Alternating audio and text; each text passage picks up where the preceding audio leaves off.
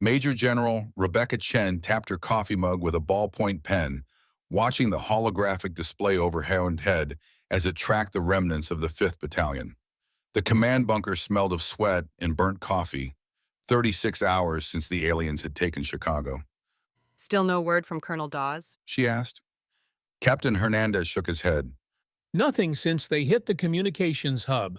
But we've got scattered reports from at least 7 different companies still operational in the area. 7 companies, no battalion command, and they're still fighting. Chen said softly.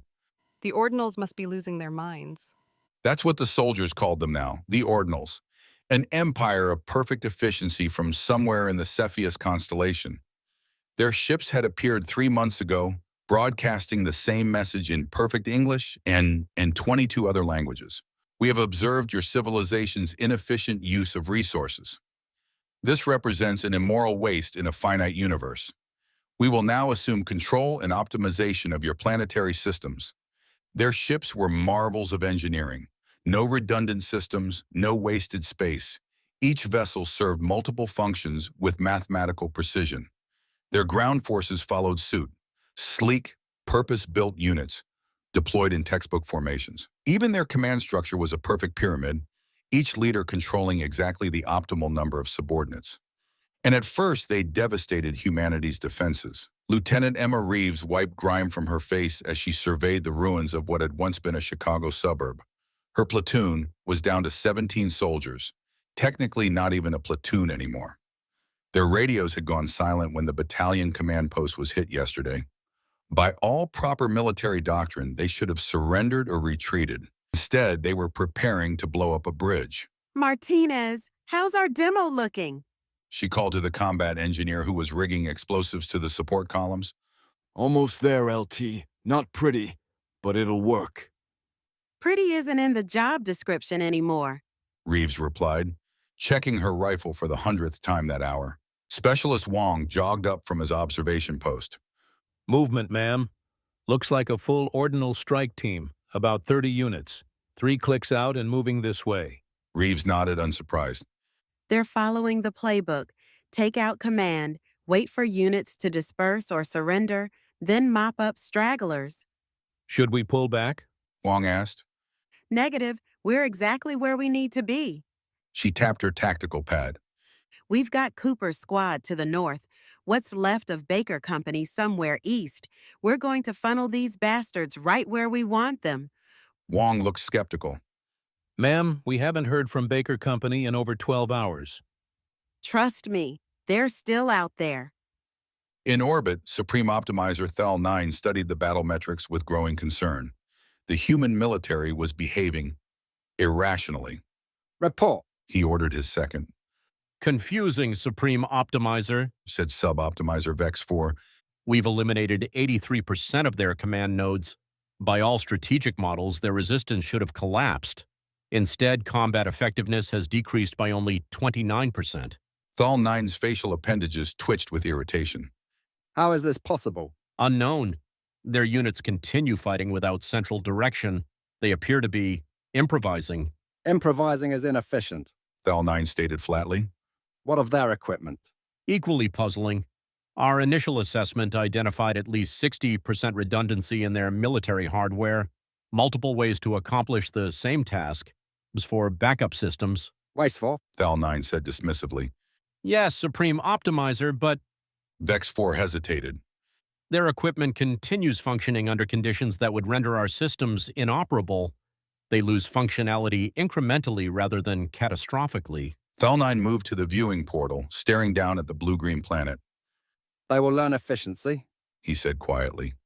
or they will perish. General Chen studied the latest intelligence report with a grim smile.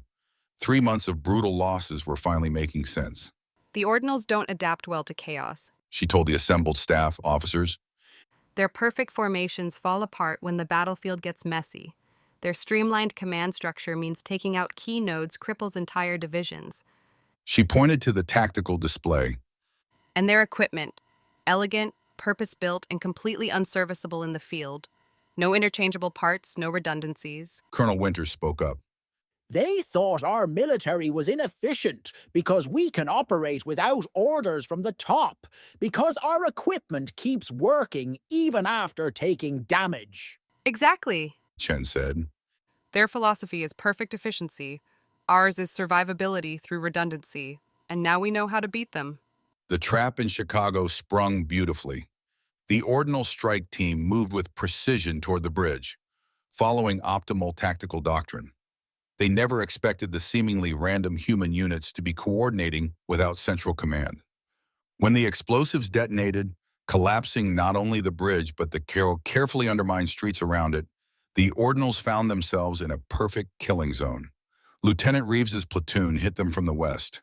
Cooper's squad emerged from hidden positions to the north. And as Reeves had predicted, the remnants of Baker Company appeared from the east, cutting off escape. The Ordinal commander attempted to relay new orders through their perfect command chain, but a precision strike from a lone human sniper, operating on initiative, not orders, took him out in the first 30 seconds. The alien force, suddenly leaderless, followed their contingency protocol and froze in place, awaiting new command that would never come.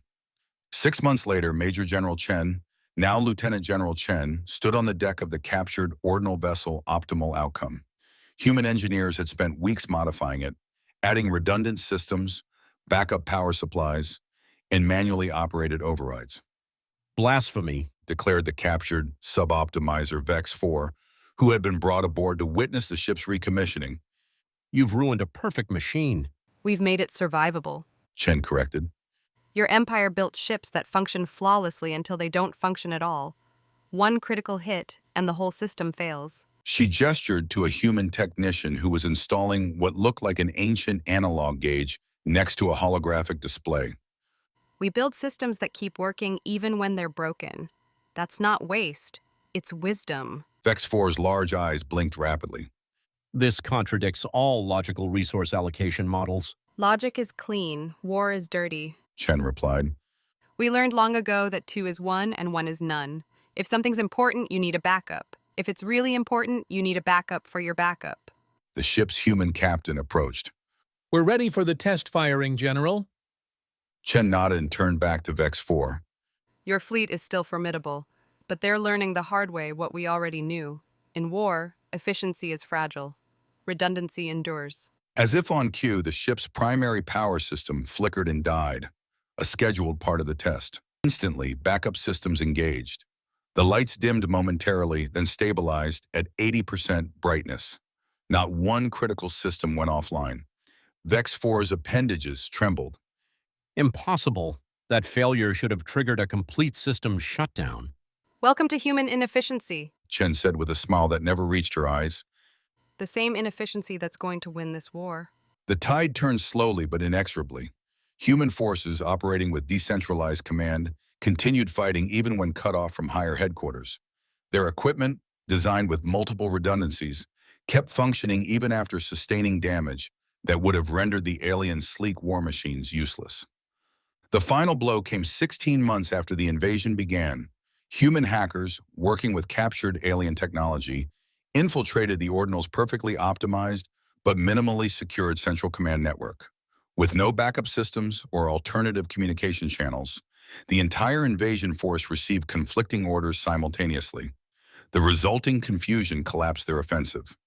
2 days later, Supreme Optimizer Thal 9 requested terms for surrender. The peace conference took place in Geneva, in a building that had been partially destroyed and hastily rebuilt during the war, ugly scaffolding and temporary supports visible alongside elegant architecture. Thal 9 couldn't help but comment on it. You could have chosen an undamaged location. This building is inefficient. General Chen, now representing Earth's Unified Defense Command, smiled. This building kept standing when half of it was blown away. That's not inefficiency, that's resilience. The same resilience that defeated your forces. The Supreme Optimizer's appendages lay flat against his skull, a sign of submission, humans had learned. We have much to learn from each other. He admitted reluctantly. Our pursuit of perfect efficiency made us fragile.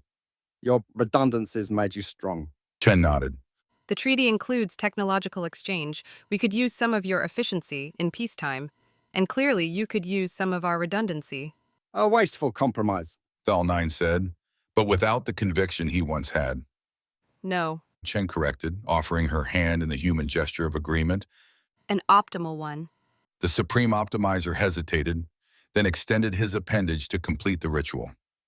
Behind them, the building's temporary supports creaked under strain, inelegant, imperfect, and unbreakable. From the personal journal of Lieutenant Emma Reeves, dated 3 years after the Ordinal War, visited the new Joint Human Ordinal Defense Academy today. Strange to see those creatures in our uniforms, learning our inefficient tactics. Stranger still to see how they've modified their equipment. Backup systems everywhere.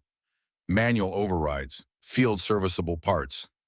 One of their cadets asked me why humans build things to last even after they're broken. I told him about that day in Chicago, when 17 of us, without orders, managed to trap and defeat 30 of them, with a perfect plan. Your people had one way to win. I said. We had a dozen ways not to lose, and that made all the difference. The professor, a former ordinal commander, nodded in agreement. They're learning. Maybe someday they'll understand that redundancy isn't waste, it's survival. And sometimes survival is the only victory that matters.